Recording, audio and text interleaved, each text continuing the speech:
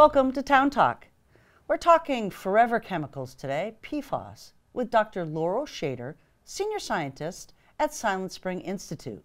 Laurel has been working with the town of Barnstable and our water supply, and has a health study that participants who have lived in Hyannis from 2006 to 2016 could participate in to help science. Laurel, thank you for joining us here at Town Talk. This is a really important public service message that folks are going to hear today about. So let's start at the very beginning. We hear them called PFAS, PFOA, forever chemicals. Give us a brief overview of what these chemicals are and how they're determined in the water. Sure. Great to be here, Paula. Thank you for having me to talk about PFAS chemicals in our study currently underway in Hyannis. So PFAS is an umbrella term. It refers to a class of over 12,000 different chemicals. People may not have heard of PFAS before, but they certainly have products in their home that contain PFAS.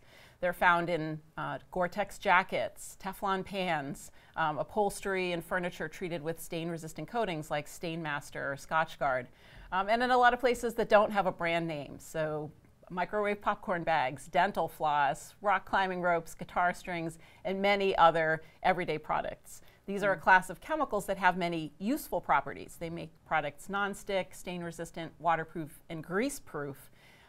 However, they have some downsides. They are extremely persistent because of their chemical structures, and they move around in the environment, and unfortunately, they can also accumulate in our bodies. Right, and that's one of the things that we have noticed, accumulations in the bodies. So there's a study going on right now in Hyannis to kind of determine where these chemicals kind of like sit in your body. Give us an understanding of what the study is for and how these chemicals stay in the body. Mm-hmm. So PFAS are a broad family of chemicals. We have quite a bit of information about how they can affect our health for a handful of these chemicals. And what we've learned already is concerning. So PFAS can cause elevated cholesterol. They can affect our thyroid, kidney, and liver. They can affect our immune system. There's evidence that children with higher levels of PFAS in their bodies produce fewer antibodies in response to routine vaccinations. And that's obviously worrying many people right now because of COVID and concerns about antibody responses to the COVID vaccine. And at high levels of exposure, PFAS have also been linked to cancer. The goal for this study is to better understand how exactly PFAS can affect our health, at what levels of exposure, and what are the effects of different mixtures of PFAS chemicals, because we don't just get exposed to these chemicals one at a time. So our Massachusetts PFAS and Your Health study is part of a broader investigation that's being funded and coordinated by the CDC. They are funding research teams in 7 different states to look more closely at communities that have currently or in the past had contamination of the drinking water supply. Right. As you mentioned, the water in Hyannis is now being treated for PFAS, which is a huge credit to the town for really stepping up and being proactive to make sure that the water now no longer contains PFAS. However, in the past, the levels of PFAS in the Hyannis water system were higher than any other water supply in Massachusetts and in the top 1% of water supplies in the US. So we can learn from these past exposures in order to better inform our scientific understanding of their toxicity and to inform future drinking water standards. Right, and you did mention, you know, Hyannis, but is there another one here in the state too? The north part of Massachusetts also has this study as well? That's right. So we're conducting this study in 2 communities, Hyannis and also in the town of Ayer, west of Boston. This is another community where the water supply was contaminated by PFAS from the use of firefighting foam. Right. So we know kind of what the class of chemicals are, right? So what's involved in participating in the study? You know, when we think about our bodies, there's blood, there's air, there's oxygen, there's all sorts of different things. How does this study work if somebody's going to go do this? Absolutely. So our Massachusetts PFAS and Your Health study is looking for adults and children ages 4 to 17 who lived in Hyannis anytime between 2006 and July of 2016. For children, if they could have lived here themselves, or they can also be eligible if their mothers lived in Hyannis during that period of time before the child's birth. Okay. Unfortunately, we know that we do pass along PFAS during pregnancy and through breastfeeding. So that's how young children may also have been exposed. So there's a few steps to being in the study. If people are interested, they can reach out to our study office or send us an email, and we'll set up a time to do a quick 10 to 15 minute screening to give you a chance to learn a little more about the study and what's involved, to answer a few screening questions, and to set up a time to come to our study office. It's a lot like going to the doctor. So we have some consent form that we go through at the beginning so you can learn how we'll protect your confidential private information. We do collect a blood sample and a urine sample, and we do some routine body measurements. It's a lot like going to the doctor: height, weight, right, blood pressure, waist circumference. And then we set up a time for a phone questionnaire. So we have questions about where people have lived and worked over time, some health history information, and some questions about water consumption. People might think, oh, I usually drink bottled water, maybe I wouldn't be eligible for the study. But as long as you lived in Hyannis during that window of time, you would still be considered eligible. We want to include people with a range of likely exposures, so having some people who maybe had less exposure to the drinking water is okay, because that gives us a range of exposures for our study. Right. And finally, for children ages 5 to 17, we do ask them to come back for a second visit in our study office for a series of neurobehavioral tests. So we're looking at whether PFAS can in some way affect brain development. This is the puzzles, drawing exercises, and vocabulary exercises. Kids usually find them kind of fun. Right.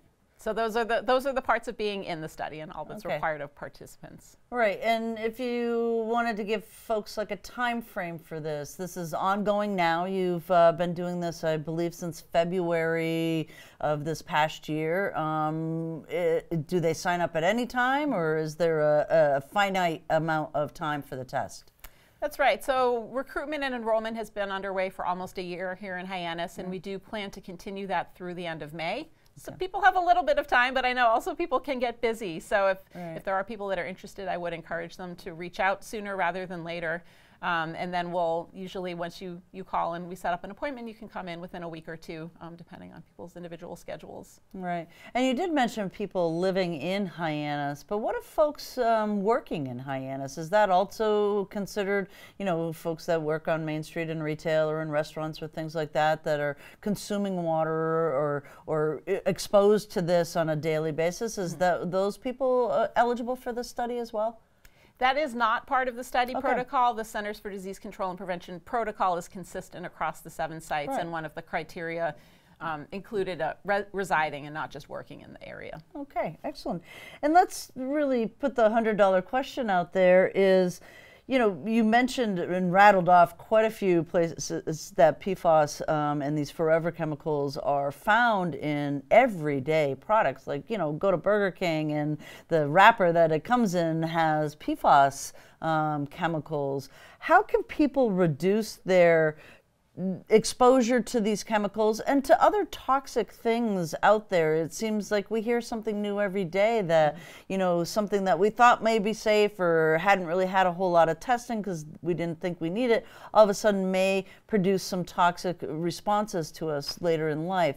How will people reduce that? How do they educate themselves for these types of things as we go forward? Well, it's a really important point, and something that people should keep in mind is that over 99% of people who live in the U.S. have PFAS in our bodies. Wow. So even if our water supply hasn't been contaminated, because PFAS are widely used in products, and they can also be present in food. Plants and animals can absorb PFAS from the environment where they're grown or live. So all of us do get exposed one way or another and carry some amount of PFAS in our bodies. There are some things that we can do as individuals to reduce our exposures. We can take a pass on microwave popcorn and make our popcorn in an air popper or on the stove, which is how I like to do it.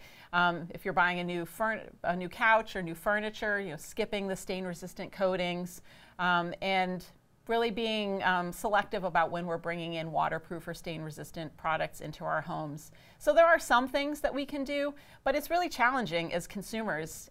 I study PFAS for a living, and I go to the store and I often don't know which products contain PFAS. They're not on labels, and the terminology can be really confusing. There's PFOA, PFOS. There are many different individual chemicals that fall under this broad term. So for the average consumer, it's nearly impossible for them to tell by looking at a product label whether something has PFAS or not.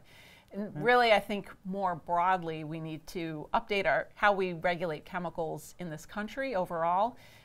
We have an innocent until proven guilty approach, which works for our justice system, but is not a good approach for chemicals, because we often find that once chemicals are already being widely used and people are already being widely exposed, we discover they can be harmful, and then it's really too late to rein them in. So more broadly speaking, many scientists and activists are looking to phase out the use of PFAS as a whole class when they're not strictly needed.